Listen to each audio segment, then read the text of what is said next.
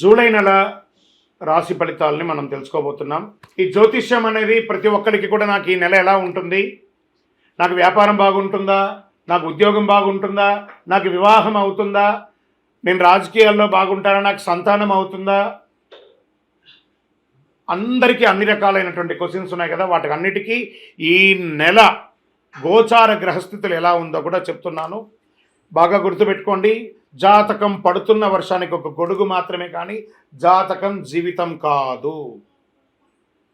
ఈ నెల గ్రహస్థితులు: రవి జూలై 16 వరకు మిథునంలో ఉండి తర్వాత కర్కాటకంలోకి ప్రవేశిస్తున్నారు. కుజుడు జూలై 26 వరకు సింహంలో ఉండి తర్వాత కన్యా రాశిలో ప్రవేశిస్తున్నారు. బుధుడు ఈ నెలంతా కర్కాటక రాశిలో ఉంటున్నారు. గురుడు ఈ నెలంతా మిథున రాశిలో ఉంటున్నారు. శుక్రుడు జూలై 24 వరకు వృషభ రాశిలో ఉండి తర్వాత మిథున రాశిలోకి ప్రవేశిస్తారు. శని ఈ నెలంతా మీనరాశి, రాహు ఈ నెలంతా కుంభరాశిలో ఉంటారు, కేతు ఈ నెలంతా సింహరాశిలో ఉంటారు. గోచార గ్రహస్థితులు బట్టి ఈ నెల రాశి ఫలితాలని ప్రిడిక్ట్ చేయడం జరుగుతుంది. మీ వ్యక్తిగత జాతకానికి ఇదొక 30 నుంచి 40% మాత్రమే వర్తిస్తుంది. మీ వ్యక్తిగత జాతకం మీ పరిసర ప్రాంతాల్లో ఉన్నటువంటి గురువుల్ని సంప్రదించి జాతకం చెప్పించుకోండి. లేదా మా ద్వారా చెప్పించుకోవాలనుకుంటున్నారా, కింద కనబడుతున్నటువంటి మా నెంబర్కి వాట్సప్ చెయ్యండి. జ్యోతిశాస్త్రరీత్యా ద్వాదశ రాశుల్లో 9వ రాశి అయినటువంటి ధనుస్సు రాశి మిత్రులారా, మూలా నక్షత్రం 1, 2, 3, 4 పాదములు, పూర్వాషాఢ నక్షత్రం 1, 2, 3, 4 పాదములు, ఉత్తరాషాఢ నక్షత్రం మొదటి పాదానికి జన్మించిన మీరు ధనుస్సు రాశి వారిగా పరిగణించబడుతున్నారు. ఈ నెల మీకు శుభాశుభ ఫలితాలు ఎలా ఉన్నాయంటే, జూలై నెలలో వృత్తి ఉద్యోగాల్లో అధికారులతో సాన్నిహిత్యం ఏర్పడుతుంది. ఏదో గొప్ప మార్పులు జరిగిపోతుంది మాత్రం అనుకోకండి. ఎందుకంటే అర్ధాష్టమ శని జరుగుతుంది కాబట్టి కంఫర్ట్గా ఉంటారు. నిరుద్యోగులకి విదేశాల నుంచి కూడా ఆఫర్లు వచ్చే అవకాశం ఉన్నాయి. గౌరవ మర్యాదలకి ఏమాత్రం లోటు ఉండదు. కానీ నోరు అదుపులో ఉంచుకోవాలి.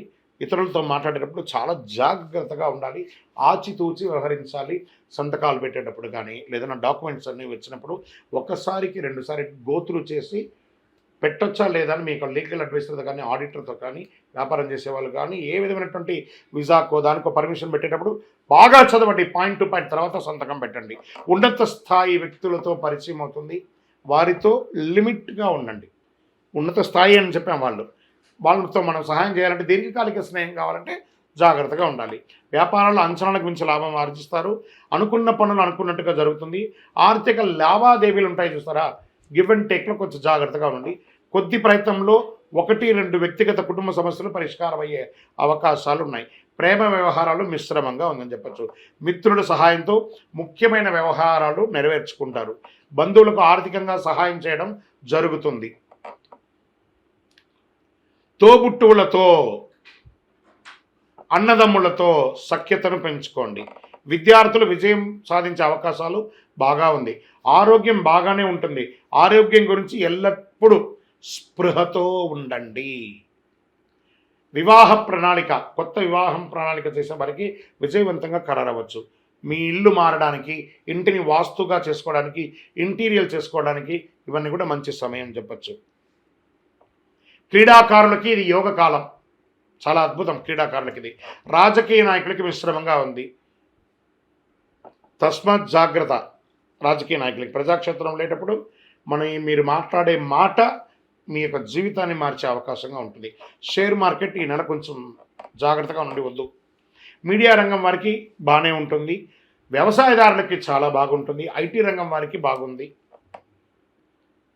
చంద్రాష్టమం 24/7/2025 10:59 నుండి 26/7/2025 3:52 సాయంత్రం వరకు చంద్రాష్టమం ఉంది. 2.5 రోజులు ఆచితూచి వ్యవహరించండి, జాగ్రత్తగా ఉండండి. మరి అనుకూలమైనటువంటి రోజులు జూలైలో 2, 5, 8, 11, 15. అదృష్ట సంఖ్యలు 7 మరియు 9. కరుంగాళిమాల. ఈరోజు ఎక్కడ చూసినా సమాజంలో కరుంగాళిమాల గురించి బాగా మాట్లాడుతున్నారు. ఇదేదో ఒక దేవాలయానికి సంబంధించింది కాదండి. ఎక్కడో తమిళనాడులో ఒక దేవాలయంలో అది తయారవుతుంది కానీ కాదు. ఇది వెస్టర్న్ ఘాట్స్లో తయారయ్యే కరుంగాళి కట్టే అంటారు. ఈ యొక్క మాల అద్భుతమైనటువంటి కట్ట, ఆ యొక్క కర్రతో తయారు చేసింది. చాలా అతి శక్తివంతమైనటువంటి ఈ యొక్క మాల ఒట్టిగా మాలగా తయారు చేస్తుంది, దాంట్లో ఒక రకమైనటువంటి శక్తి ఉంటుంది. కానీ దానికి శక్తిని ఇంకా కొంచెం పెంచడానికి ఒక 48 రోజులు పూజ చేసి, సుదర్శన చండీ హోమాదులన్నీ కూడా చేసి, దీనికి సంపుటి చేసి, ఆరాధన చేసి, ల్యాబ్ టెస్ట్ చేసి మరి సిద్ధంగా ఇస్తున్నాం. మరి ఈ యొక్క మాల వేసుకోవడం వల్ల మాకేమైనా మేలు జరుగుతుందంటే ఆరోగ్యం బాగుంటుంది, ఐశ్వర్యంగా ఉంటారు, ఏ విధమైనటువంటి నెగిటివ్స్ ఉన్నా కూడా తొలగిపోతుంది. మరి ఎప్పుడు వేసుకోవాలి మాల? మంగళవారాల్లో ధరించడం అనేది మంచిది. మరి మేము వేసుకున్న తర్వాత మేము ఎలా ఉండాలి ఏమండి? పడక మీద పడుకోకూడదు. మీరు మాల ఏ రోజైతే వేసుకుంటారో ఆ రోజు మధుమాంసాలకి దూరంగా ఉండండి, చావులకు వెళ్ళకండి. మలమూత్రం వెళ్ళినప్పుడు దాన్ని ధరించకుండా పక్కన పెట్టి వెళ్ళి వచ్చిన తర్వాత కాలు కడుక్కొని మళ్ళీ వేసుకోండి, భయపడాల్సిన అవసరం లేదు. ఇంకోటి జాగ్రత్త పడాల్సింది ఏమైనా ఉందంటే, మార్కెట్లో తక్కువ ధరకు చాలా అట్రాక్ట్ చేసి ఆన్లైన్లో చాలామంది మోసం చేస్తున్నారు, జాగ్రత్త పడండి.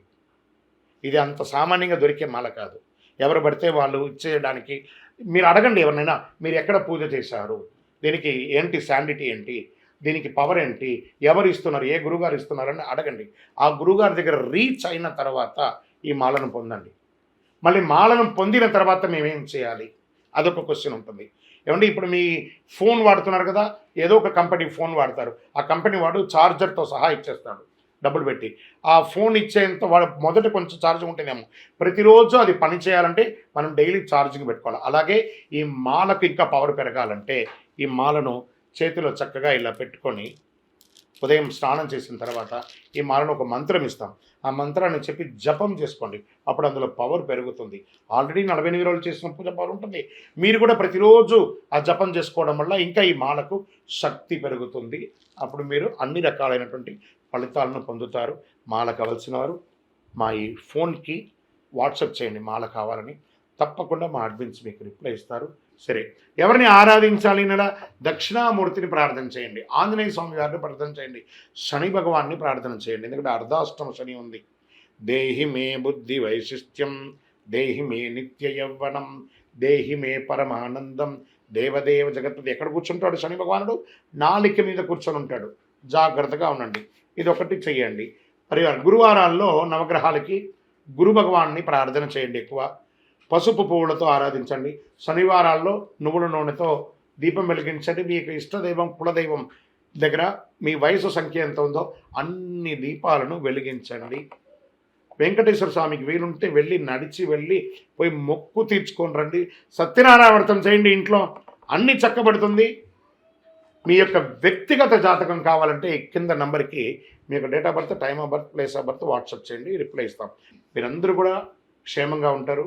ఇంకను ఈ ద్వాదశ రాశి ఫలితాలు పొందినవారు, ద్వాదశ రాశుల్లో ఉన్న ప్రతి ఒక్కరు కూడా మీరందరూ కూడా ఆయురారోగ్య ఐశ్వర్య భోగభాగ్యాలతో ఉండాలని అఖిలాండ కోటి బ్రహ్మాండ నాయకుడు శ్రీ ధర్మశాస్త్ర అయ్యప్ప స్వామి వారిని ప్రార్థన చేస్తూ, తిరుపతిలో 18 అవతారాలుగా కొలువై ఉన్నటువంటి అయ్యప్ప స్వామి వారి దేవాలయం జీవకోణలో ఉంది.